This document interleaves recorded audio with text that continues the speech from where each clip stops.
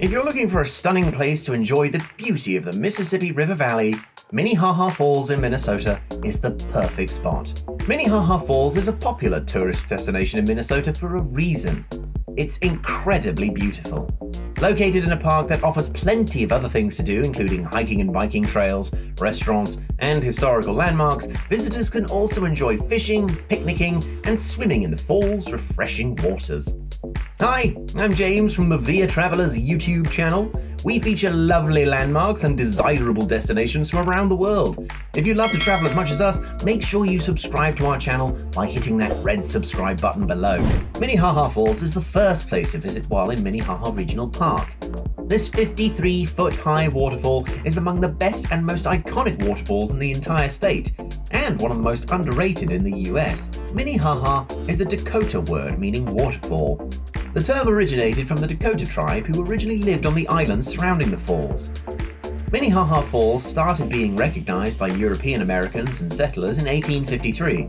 This was after Henry Longfellow, the legendary New England poet, used the falls as inspiration for his Song of Hiawatha poem. During winter, these falls freeze to form a fantastic ice cave that reflects a beautiful spectrum of colors on the interior.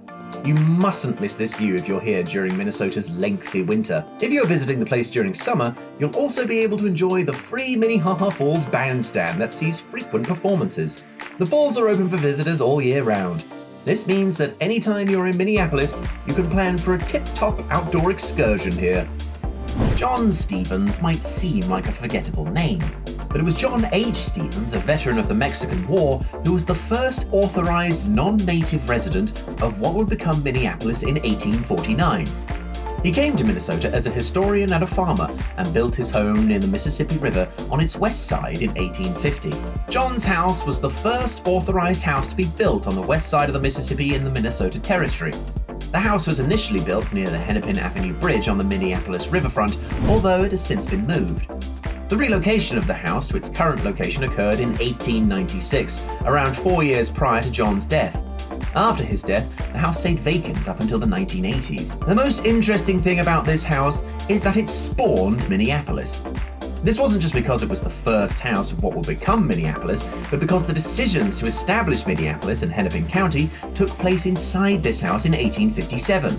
Who wouldn't want to see the place where the establishment of this magnificent city of Minneapolis took place? If you're in love with Midwest history, this is one place that offers you an unaltered sense of the city's history. Just when you thought you'd seen it all and were about to depart John's historic home, another fantastic location catches your eye. The Pergola Garden is a stunning wildflower garden that has been covered in verdant vines since 1995. The magnificent setting of charming tunnels of the pergolas and rows of wild blooms beneath them is simply ideal for photography.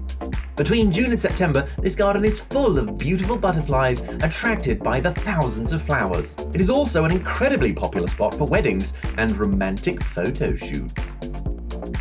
Another architectural gem you shouldn't miss on this trip is the old Minnehaha Depot, or Depot.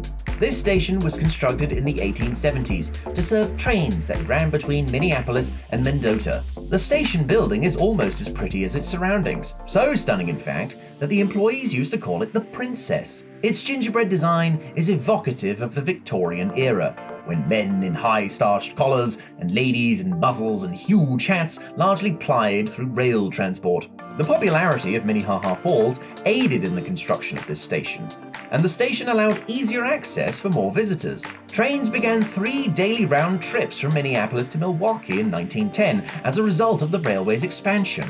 During the First and Second World Wars, traffic on this route reached its peak. This was due to the large number of troops changing between Fort Snelling and wherever home was. In 1963, however, Milwaukee Road closed Minnehaha Depot's doors, and the building later became a property of the City Parks Department. Although it's hard to beat a view of the Minnehaha Falls up close, it's arguably even better from a different angle. Minnehaha Garden offers you just the right point to enjoy the most refreshing scenes of these waterfalls, as well as a tranquil and restful environment. The main pedestrian roundabout, which is filled with lovely flowers and gives the greatest sense of nature, is at the heart of the garden. There's also a Tuscan-style Epinay water fountain that adds to the overall attractiveness of the space. But that's not all in Minnehaha Garden. There is also an informative plaque that gives a complete overview of how Minnehaha Falls likely evolved over the past 10,000 years. From the garden, you can also see the Lower Glen, a dry, grassy valley which was the original path of the river before it changed course. A dry section where the former waterfall used to be is also visible. And to crown it all off, a magnificent stone ring inscribed with words from Henry Longfellow's poem, The Song of Hiawatha, surrounds the whole garden. Salt Eatery is a comfy cafe and beer garden situated right beside Minnehaha Falls. If you want to take on some refreshments while at the park, the eatery is the top spot. Just be warned they do close for the winter. It's a bonus if you're a fan of seafood. The place is famous for its wide variety of fish dishes as well as many other light foods. Salt Eatery offers the best place in the park to relax and take on a cold beer, a glass of wine, or ice cream for the kids. It's about the closest thing to a European beer garden that Minneapolis can offer. It's also a convenient place to meet up with friends and use as a base camp for exploring the park. For example, if you have some extra time, you can always hire a bike from the 4-Wheel Fun bike rental stand, which is right next to the eatery. Whenever I visit the Salt Eatery, biking is always something I do next to work off the beer.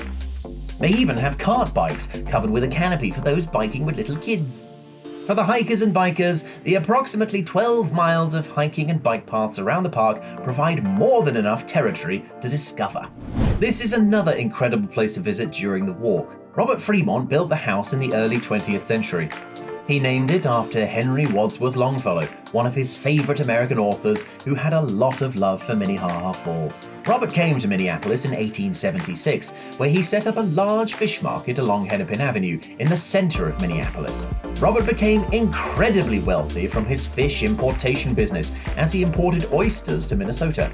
He was colloquially known as the Oyster King of Minneapolis. As a token of appreciation for his home state and to a man who had broadcast its beauty to the nation, he had this lovely house built. The beauty of Minnehaha Falls is well known in Minnesota, and for good reason. As well as the breathtaking falls, the area has a lot to offer, from hiking and cycling routes to restaurants and historical sites. If you're ever in Minneapolis and are craving a dose of natural beauty, look no further. Well, that's all we got time for today.